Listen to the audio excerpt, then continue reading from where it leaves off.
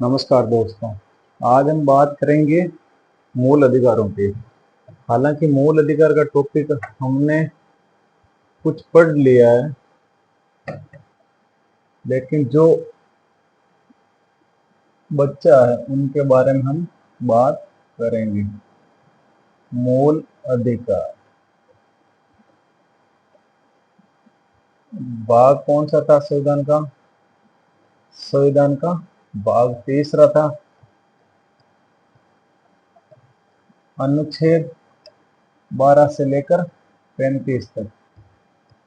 हालांकि इनकी हमने पृष्ठभूमि भी देख ली है और अनुच्छेद 19 तक हमने पढ़ लिया है, लेकिन उनको थोड़ा वापस रिवाइज कर लें तो वो अपने टॉपिक सारा क्या कंटिन्यू हो जाएगा। तो मूल अधिकारों की सबसे पहले उत्पत्ति मानी जाती है वो ब्रिटेन देश से मानी जाती है। ब्रिटेन में क्या हुआ था, 1215 में सम्राट जॉन के द्वारा जो मूल अधिकार हैं उनके संबंध में घोषणा की गई थी, जिनको हम मैग्ना कार्टा भी कहते हैं। उनके बाद में हम बात कर फ्रांस में लंबे संघर्ष के बाद में 1789 में मानव अधिकारों की घोषणा की गई थी। और फ्रांस में जो मानव अधिकारों की घोषणा की गई थी उनके साथ में यही हुआ था, जो वहां के शासक थे उन्होंने मूल अधिकारों को उल्लंघन किया, तो उनके संबंध में जनता इतनी सजग थी कि जो शासक थे उनको भी फांसी की सजा दे दी थी। उसके बाद में हम बात करें यूएसए की, तो यूएसए में मूल अधिकार की शुरुआत मूल संविधान में तो वहां पर भी नहीं थे, लेकिन बाद में 10 संविधान संशोधन हुए उनके माध्यम से जोड़ लिया गया था। तो ये बातें थी किनकी, यूएसए के संबंध में। तो जो प्रथम 10 संविधान संशोधन हुए थे उसमें बिल ऑफ राइट के नाम से मूल अधिकारों की घोषणा की गई। यहाँ जो भारतीय संविधान में अपन मूल अधिकार की बात कर रहे हैं, तो ये मूल अधिकार कहाँ से लिए गए, तो ये लिए गए यूएसए से। ध्यान रखना है अपने को, मूल अधिकारों का प्रश्न ये आए, मूल अधिकारों का जन्म किस देश में हो, तो ब्रिटेन आएगा उनका आंसर। और मूल अधिकारों भारतीय संविधान में कहाँ से लिए गए, तो अमेरिका से। तो ये अपने को ध्यान रखना है कि भारत में सबसे पहले मूल अधिकारों की मांग के संबंध में 1895 में संविधान संशोधन विधेयक के माध्यम से बात की गई थी। उसके बाद में 1925 में श्रीमती एनी बेसेंट ने भी मूल अधिकारों के संबंध में आवाज उठाई थी। उनके बाद में 1928 में मोतीलाल नेहरू ने भी मांग की थी, नेहरू रिपोर्ट में। उसके बाद में 1930 में जो कराची का अधिवेशन हुआ था उसमें भी मूल अधिकारों को संबंध में प्रस्ताव पास किया गया था, जो कांग्रेस के अधिवेशन में किया गया था। उसके बाद में 1931 में जो द्वितीय गोलमेज सम्मेलन हुआ था, उस गोलमेज सम्मेलन में भी महात्मा गांधी ने मूल अधिकारों के संबंध में बात रखी थी। उनके बाद में 1934 में सरकार ने इनके संबंध में जेपीसी बिठाई थी, उन्होंने भी मूल अधिकारों की मांग को अस्वीकार कर दिया था। इस कारण से अपने को भारत शासन अधिनियम 1935 में मूल अधिकार प्रदान नहीं किए गए थे। उसके बाद में तेज बहादुर सप्रू के द्वारा भी मूल अधिकारों के संबंध में वकालत की गई, और उन्हीं की बदौलत जो संविधान सभा बैठी थी उसमें सरदार वल्लभ भाई पटेल की अध्यक्षता में एक परामर्श समिति का गठन किया गया था। और उस समिति में जो उप समिति बनाई गई, उप समिति कह रहा हूँ, ध्यान रखना इनका, उप समिति की अध्यक्षता किसने की थी, तो वहां पर जेबी कृपलानी ने की थी, और उन्होंने भारतीय संविधान में मूल अधिकार शामिल करने की सिफारिश की थी। तो उसमें भाग तीन जो संविधान का भाग 3 है उसमें अनुच्छेद 12 से लेकर 35 तक मूल अधिकार प्रदान किए गए थे। ये तो हमने बातें की थी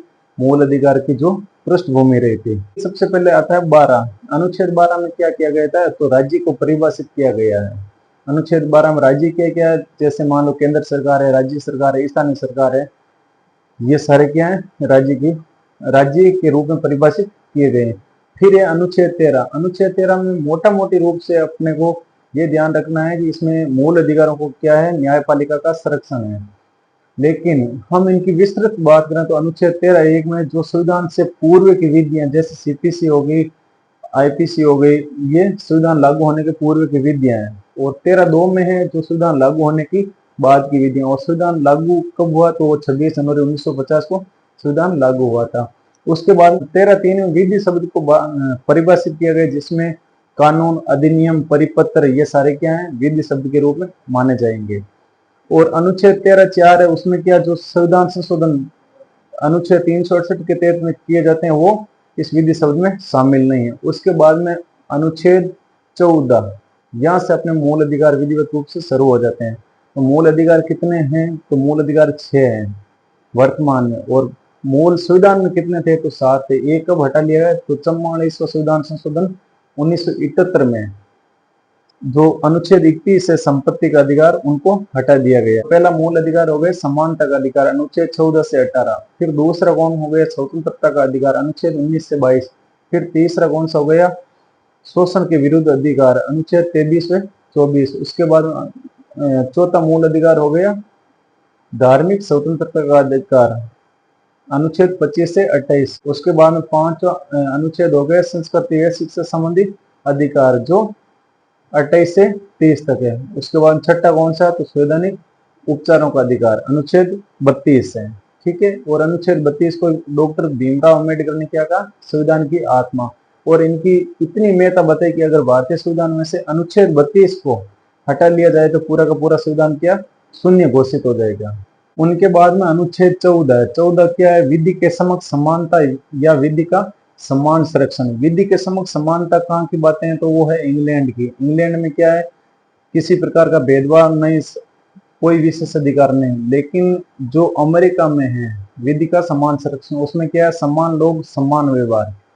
ठीक है, विशेष लोग विशेष व्यवहार। हालांकि अपने भारतीय संविधान में भी विशेष लोगों के साथ में विशेष व्यवहार किया जाता है, जैसे अनुच्छेद 361 के तहत में राष्ट्रपति को विशेष अधिकार है, अनुच्छेद 105 के तहत सांसदों को भी विशेष अधिकार, अनुच्छेद 194 के तहत में विधायकों को भी विशेष अधिकार प्रदान किए गए हैं।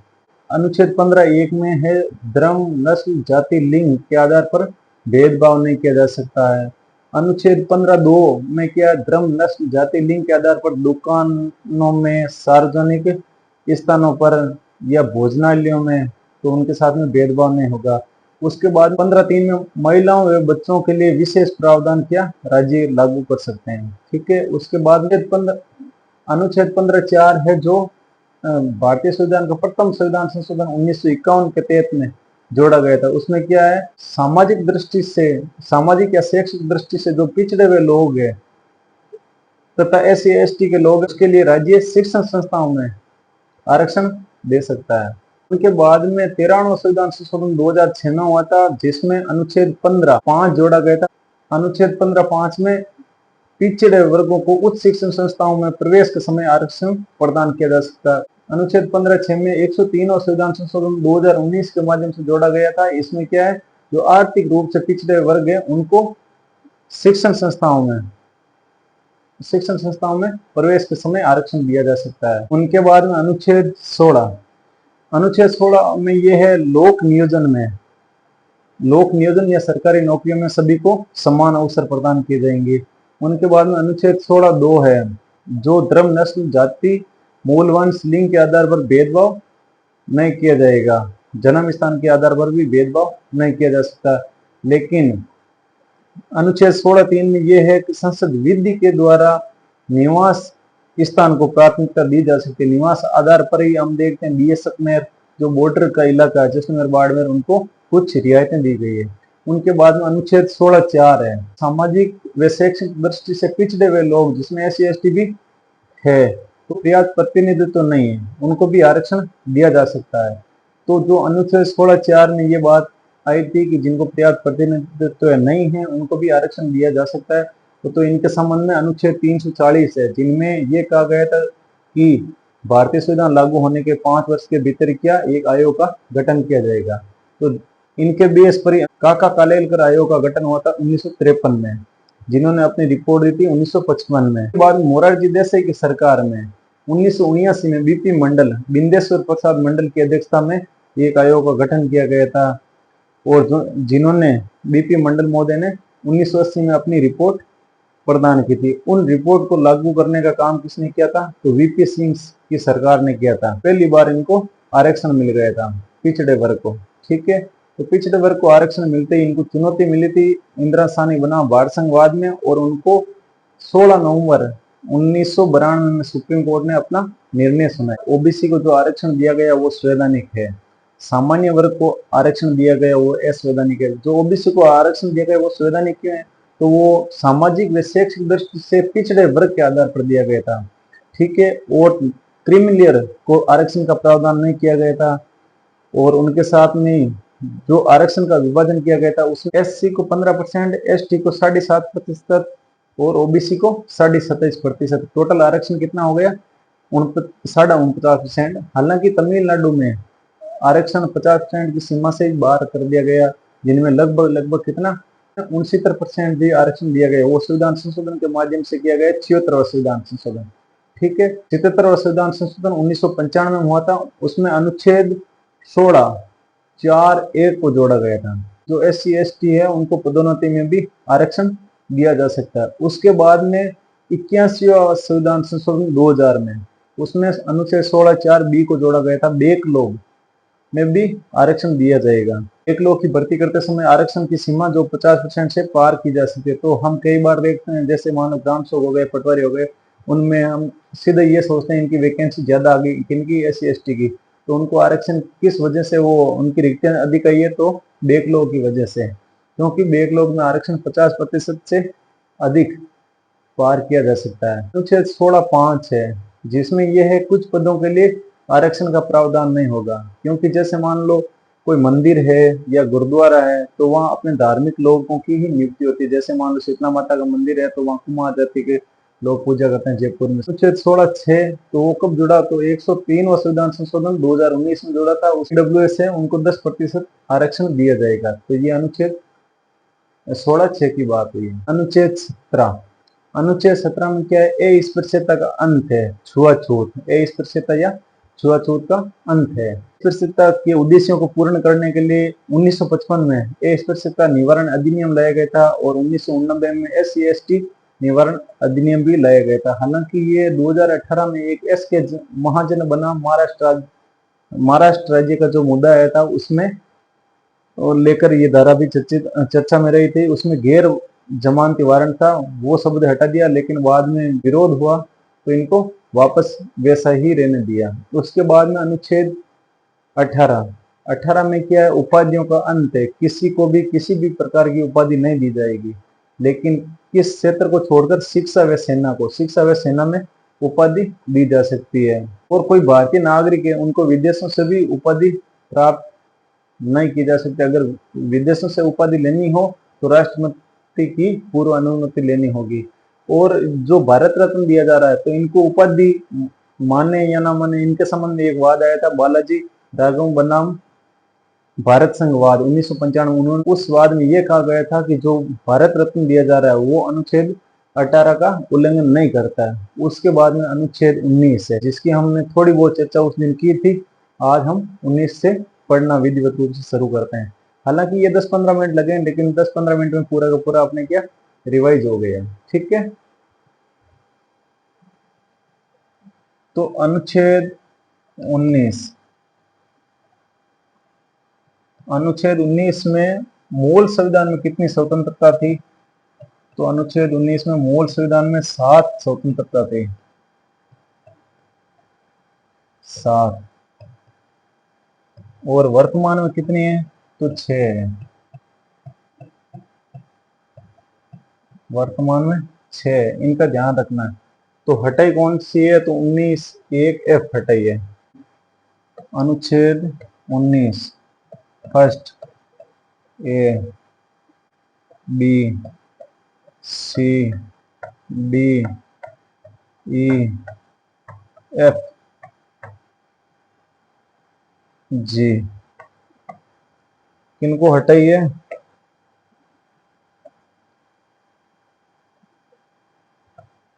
तो इनको हटा ली गई है, ये अभी नहीं है। ठीक है, तो इनका ध्यान रखना है। अब इनको याद करने के लिए थोड़ा अपन इस प्रकार से की वर्ड की हेल्प ले सकते हैं। SUCHMRT।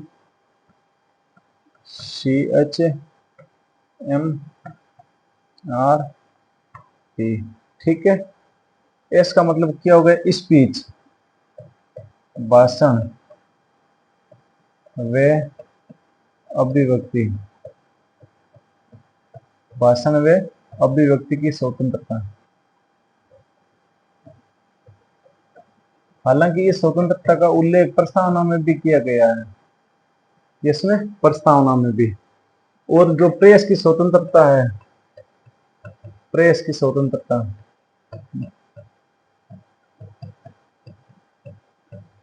वो भारतीय संविधान में कहीं पर भी उल्लेख नहीं, इन्हीं का भाग माना जाता है।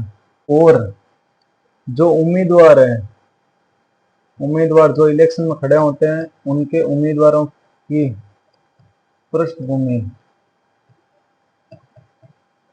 पृष्ठभूमि की जानकारी देना भी इन्हीं का भाग है, जानकारी देना।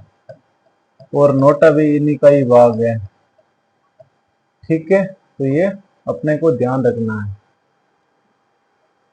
उसके बाद में हालांकि एक इसमें भी वाद आया था, श्याम नारायण चौक से, 2016 का था। इसमें क्या था, सभी सिनेमाघर जो फिल्म हॉल है उनमें क्या राष्ट्रगान अनिवार्य कर दिया गया था, राष्ट्रगान अनिवार्य कर दिया। लेकिन अभी वर्तमान में क्या है, तो ये स्वैच्छिक है। ठीक है, तो ये 19(1)(a) हो गया। फिर हो गया 19(1)(b)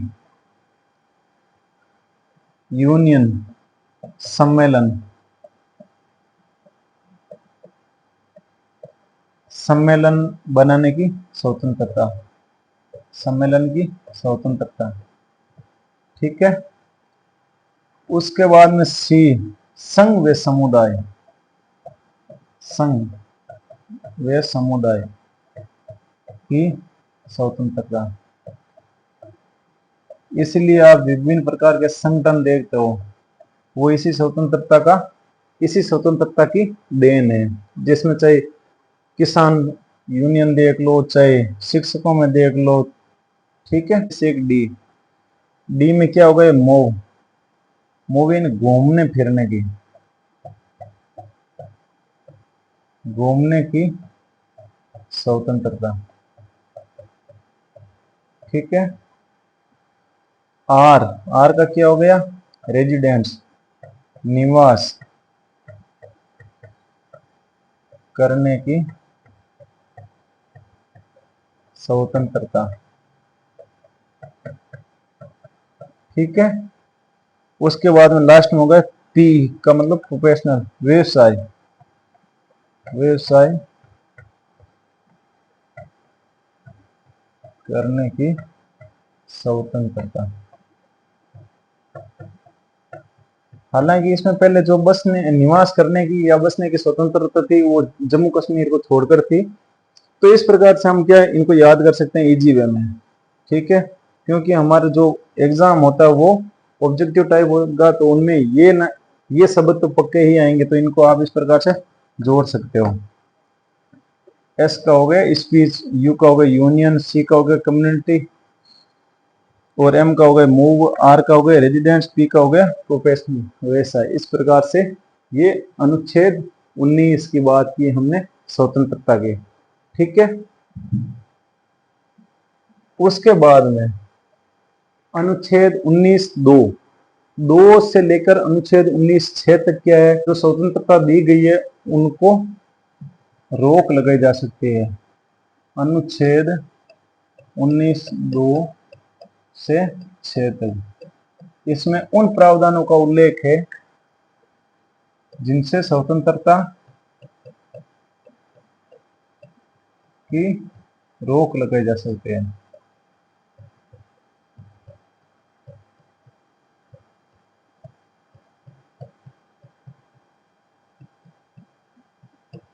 तो किस आधार पर रोक लगाई जा सकती है, जैसे मान लो देश की एकता, अखंडता, संप्रभुता, मानहानि, राज्य की सुरक्षा,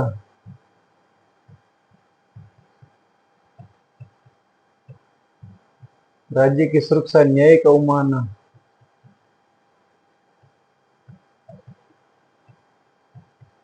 अवमानना, इन आधार पर क्या रोक लगाई जा सकती है।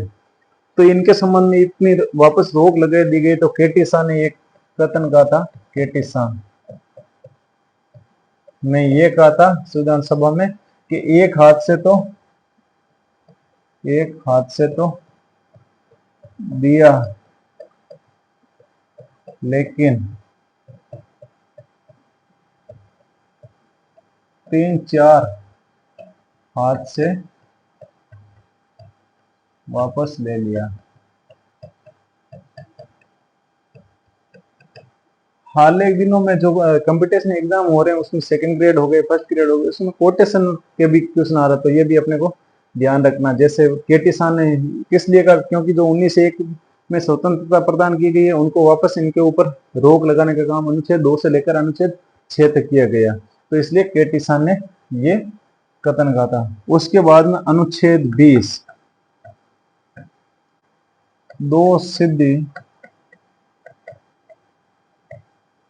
सिद्धि के संबंध में संरक्षण। अनुच्छेद 20 में दो सिद्धि के संबंध में संरक्षण है। इसमें फिर 3 पार्ट है, अनुच्छेद 20(1), अनुच्छेद 20(2), अनुच्छेद 20(3). इसमें जिस व्यक्ति ने अपराध किया उस समय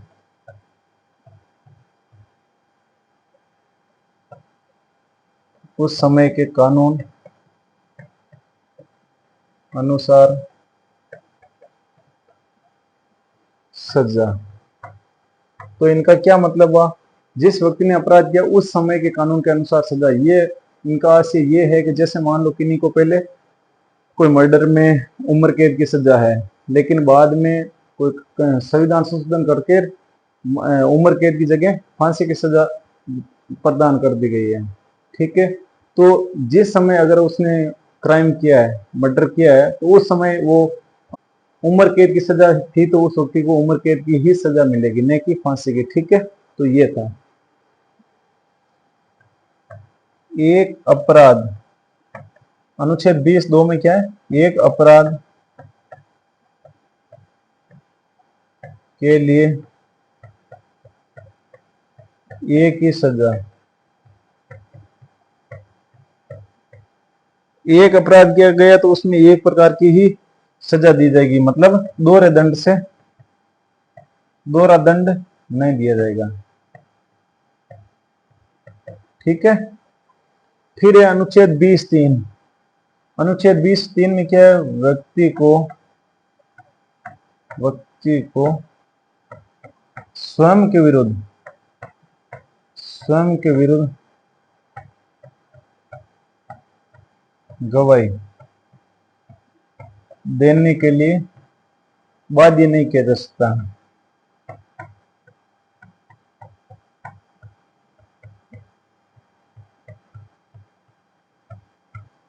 स्वयं के विरुद्ध गवाही देने के लिए बाध्य नहीं किया जा सकता, क्योंकि जिस प्रकार से मान लो किसी प्रकार से कोई टेस्ट हो गया, पॉलीग्राफी हो गया, नारकोटिक्स हो गया, तो उस प्रकार से देकर व्यक्ति को अपने के विरुद्ध ही गवाही देने के लिए जो बाध्य करते हैं वो उनको नहीं किया जा सकता, हालांकि उनके ऊपर रोक लगाई है। वो देखते हैं हम,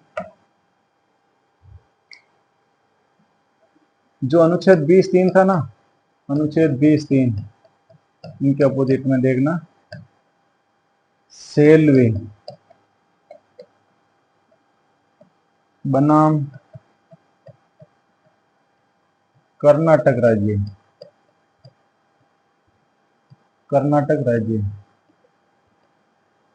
इसमें ये कहा गया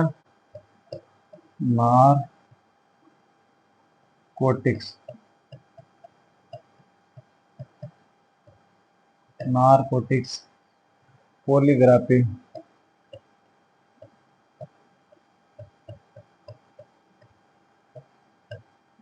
ब्रेन मैपिंग परीक्षण को क्या कर दिया गया था, वर्जित। ये परीक्षण नहीं कर सकते हो। हालांकि इसमें एक और हुआ था, एक्स बनाम जेड वाद में। जेडवाद में ये कहा था जो डीएनए टेस्ट है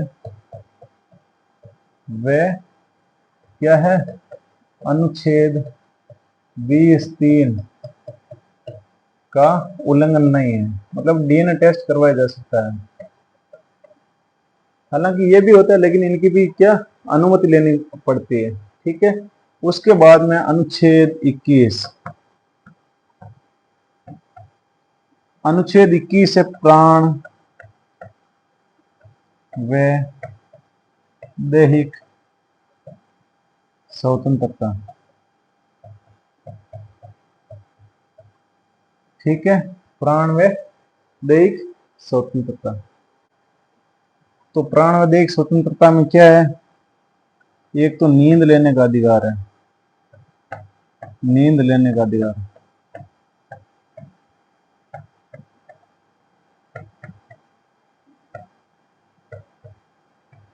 ये कब जोड़ा, तो ये उस समय जो बाबा रामदेव ने आंदोलन किया था उस समय इनको गिरफ्तार करने के लिए रात को गए थे, तो उस समय उनके बाद में ये आया था कि अनुच्छेद 21 का उल्लंघन हो रहा है, तो नींद लेने का अधिकार है।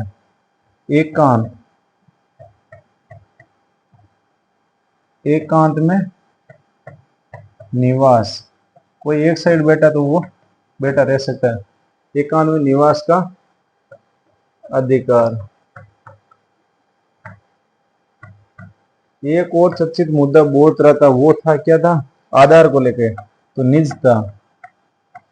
निजता प्राइवेसी, निजता का अधिकार। हालांकि ये बहुत चर्चित में रहता है, निजता का अधिकार। उसके बाद में शुद्ध जल पीने का अधिकार है, ठीक है। निःशुल्क खाद्य सामग्री, निःशुल्क खाद्य सामग्री प्राप्त करने का भी अधिकार है, खाद्य सामग्री प्राप्त है, निःशुल्क खाद्य सामग्री प्राप्त करने का अधिकार, ठीक है। और भी है इसमें, मान लो सभी अधिकार लगभग दिए गए हैं, लेकिन ध्यान रखना इसमें मरने का अधिकार नहीं है, मरने का अधिकार नहीं है। तो इनके संबंध में एक वाद भी आया था, अरुणा रामचंद्रन वाद। तो इसमें यह कहा गया तो जो मरने का अधिकार है वो अनुच्छेद 21 का भाग नहीं है, मतलब इनको मरने का अधिकार नहीं है, ठीक है। तो मरने का अधिकार नहीं है विशेष परिस्थितियों में, हालांकि कोई असाध्य रोग हो जाए, असाध्य का मतलब कोई ठीक होने वाला नहीं है, असाध्य रोग हो जाए तो इनको मेडिकल टीम बोर्ड का गठन करके बोर्ड ये घोषित कर दे, मेडिकल बोर्ड ये घोषित कर दे कि ये व्यक्ति है जो कभी ठीक होने वाला नहीं, इनको असाध्य बीमारी है, तो उस संबंध में इनको मरने का अधिकार दिया जा सकता है, ठीक है। तो ध्यान रखना अपने को, उनका प्रश्न कई बार आया है, ठीक है। अनुच्छेद 21 में इनका विशेष ध्यान रखना आप, बहुत इंपॉर्टेंट है। जो अपने राजस्थान का वाद है, 20 का बनाम राजस्थान, राजस्थान 1997 में, बहुत इंपॉर्टेंट है, इसको आप विशेष तौर से याद रखना, इनका प्रश्न कई बार आ चुका है। विश्व का बनाम राजस्थान वाद है 1997 का, इसमें क्या है, कार्यस्थल,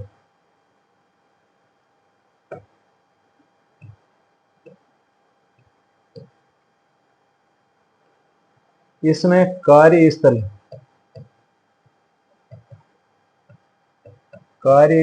पर महिलाओं को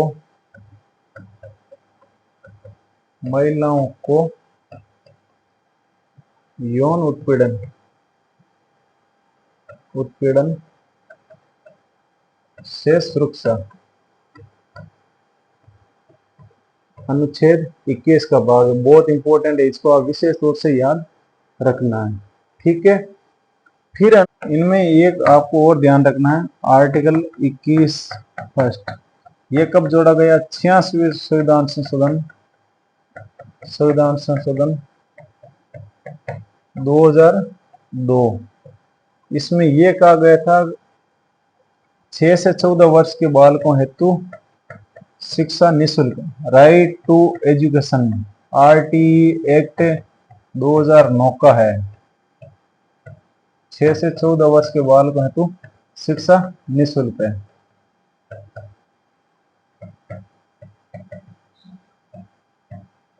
ठीक, ये लागू कब हुआ राजस्थान में? तो 1 अप्रैल 2010 को, 1 अप्रैल 2010 को लागू हुआ। एक्ट हालांकि 2009 का है, लेकिन लागू कब हुआ? 2010 का। तो आप इसका विशेष ध्यान रखना, ये रीट में प्रश्न इनका तो कई बार आ चुका है, ये स्टेट में भी आ गया। ठीक है, तो ये ध्यान रखना। अनुच्छेद 22 में क्या है? गिरफ्तारी। गिरफ्तारी व डिटेन, डिटेन का मतलब नजरबंदी, पाबंदी, डिटेन से संरक्षण में संरक्षण है ना। ठीक है, इनमें 3 धारा है, अनुच्छेद 22(1), अनुच्छेद 22(2), अनुच्छेद 22(3). तीनों में क्या है? गिरफ्तारी के कारणों को जानना, मतलब गिरफ्तार किया गया तो किस वजह से किया गया, क्या कारण है। ठीक है, दूसरा क्या है? वकील से सहायता, वकील से सहायता प्राप्त की जाएगी। तीसरा क्या है? गिरफ्तार व्यक्ति को 24 घंटे के अंदर, 24 घंटे के अंदर मजिस्ट्रेट के समक्ष पेश किया जाएगा, मजिस्ट्रेट के समक्ष पेश किया जाएगा। अब जैसे मान लो किसी ने अपराध करके कोई बाहर भाग गया अदर स्टेट से, जो इनका रास्ते में 24 घंटा लग जाएगा, तो रास्ते का समय अलग होगा, यहाँ पहुंचने के बाद में 24 घंटे, तो ये ध्यान रखना अपने को। ठीक है, उसके बाद में एक है अनुच्छेद 22(4), इसमें क्या है? इनका आप विशेष थोड़ा ध्यान रख लेना, क्योंकि किसी भी व्यक्ति को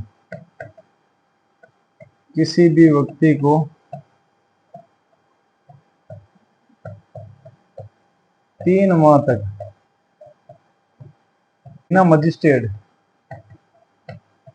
बिना मजिस्ट्रेट के समक्ष पेश किए बिना ही क्या बंदी बनाए रखा जा सकता है, बंदी। ठीक है ना, तो इसमें क्या है? इसमें व्यक्ति को दंडित नहीं करते हैं, दंड नहीं दे रहे हैं, ये दंडित नहीं करते हैं, लेकिन क्या होता है? अपराध करने से रोका जाता है, अपराध से रोका जा सकता है।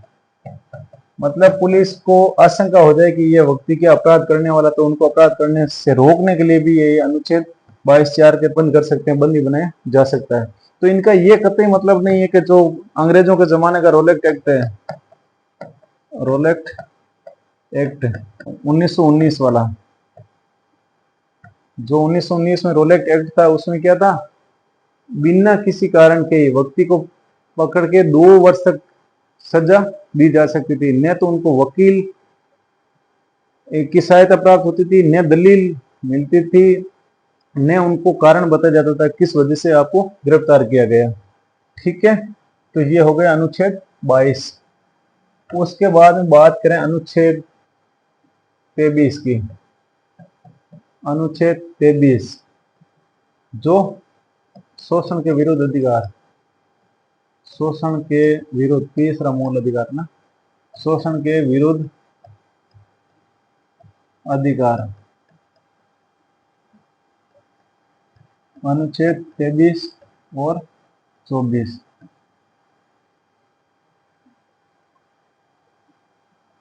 23 में क्या है फिर? मानव का क्रय विक्रय, क्रय विक्रय, बेगार, बलात्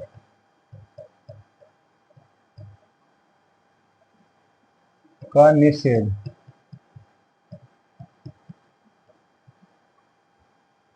मतलब मानव का क्रय विक्रय, मानव को नहीं तो खरीद सकते हैं नहीं बेच सकते हैं। बेगार का मतलब हो गया बिना उनको मेहनत ना दिए काम करवाना। बलात् का मतलब होता है जबरदस्ती काम करवाना। ठीक है ना, इनका निषेध किया गया है। कहां पर? अनुच्छेद 23 में। उसके बाद में अनुच्छेद 24। अनुच्छेद 24 है जिसमें 14 वर्ष, 14 वर्ष या बाल श्रम, जिनको हम 14 वर्ष अपने भारत के संदर्भ में मानते हैं, बाल श्रम का निषेध। ठीक है, 14 वर्ष तक के बालकों को बाल श्रम नहीं करवाया जा सकता। हालांकि 14 से 18 भी हल्का काम ही करवाया जा सकता है, हल्का काम। कारखानों में काम नहीं करवाया जा सकता बच्चों से, छोटे बच्चों से। ठीक है, उसके बाद चौथा मौलिक अधिकार, धार्मिक स्वतंत्रता का अधिकार। इसमें अनुच्छेद 25 से 28 तक। ठीक है, अनुच्छेद 25 क्या है? अंत्यकरण, अंत्यकरण की स्वतंत्रता। ठीक है, अंत्यकरण की स्वतंत्रता। इस अनुच्छेद के तहत सिख क्या करते हैं? सिख कृपाण धारण करते हैं, धारण करते हैं। ठीक है, फिर है अनुच्छेद 26, धार्मिक मामलों को प्रबंध की स्वतंत्रता। प्रबंध की स्वतंत्रता मतलब व्यक्तियों के द्वारा कोई संस्था स्थापित की गई है, उनका प्रबंध करना है। ठीक है, फिर है अनुच्छेद 27, धार्मिक अभिवृद्धि हेतु कर से मुक्ति।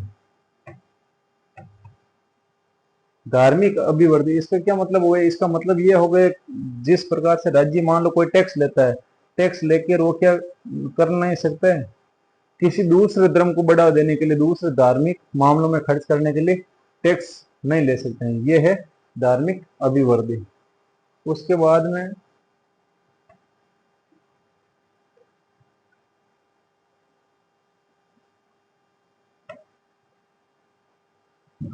अनुच्छेद 28, 3 धारा है। अनुच्छेद 28(1), सरकारी या अर्ध सरकारी, अर्ध सरकारी शिक्षण संस्था, शिक्षण संस्था में धार्मिक शिक्षा पर रोक। कोई सरकारी है या सेमी गवर्नमेंट संस्था है, उसमें क्या धार्मिक शिक्षा नहीं दी जा सकती। उसके बाद में अनुच्छेद 28(2), फिर कोई धार्मिक शिक्षण संस्था है, शिक्षण संस्था, उसमें ये प्रावधान लागू नहीं होंगे। ये प्रावधान लागू नहीं, क्योंकि कोई धार्मिक संस्था है तो उसमें धार्मिक शिक्षा ही दी जाएगी, तो वहां ये प्रावधान लागू नहीं होगा। फिर है अनुच्छेद 28(3), किसी भी संस्था में कौन सी धार्मिक किसी भी संस्था में धार्मिक रूप से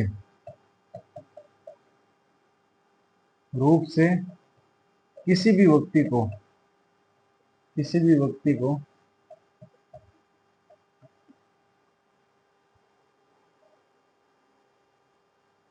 व्यक्ति को धर्म विशेष के निर्देश मानने के लिए बाध्य नहीं है।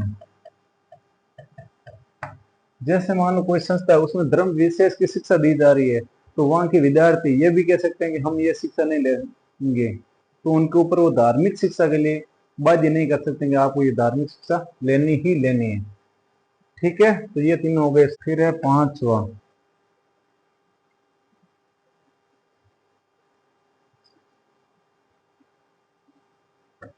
शिक्षा व संस्कृति का अधिकार। ये किनके लिए? तो अल्पसंख्यक के लिए है। अनुच्छेद 29।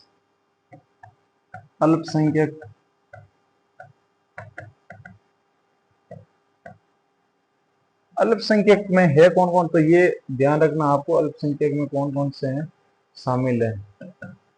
भारत में 6 धार्मिक धर्म है जो शामिल है। एक तो हो गए मुस्लिम, सिख, ईसाई, पारसी, बौद्ध और जैन। जैनों को अंतिम रूप से शामिल किया अभी। ठीक है, तो ये ध्यान रखना, 6 जो धर्म है वो अल्पसंख्यक है। अल्पसंख्यक के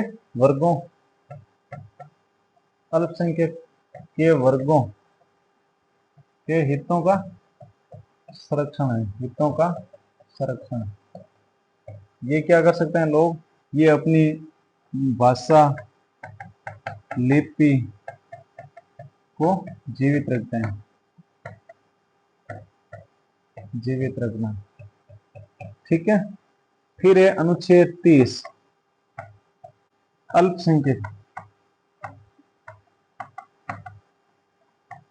अल्पसंख्यक वर्ग है जो अपनी शिक्षण संस्था स्थापित कर सकते हैं। ठीक है, तो यहाँ सरकार अगर इनको अनुदान नहीं देगी तो सरकार इनके निर्देश नहीं दे सकती। लेकिन ये ध्यान रखना, आरटी लागू होने के बाद में, आरटी में एक बात ये आई थी कि सरकार गुणवत्ता के आधार पर इनको निर्देश जारी कर सकती है। गुणवत्ता, क्वालिटी के आधार पर निर्देश जारी कर सकती है। ठीक है, तो ये अनुच्छेद 30 हो गया। मूल अधिकार 5 हो गए। ठीक।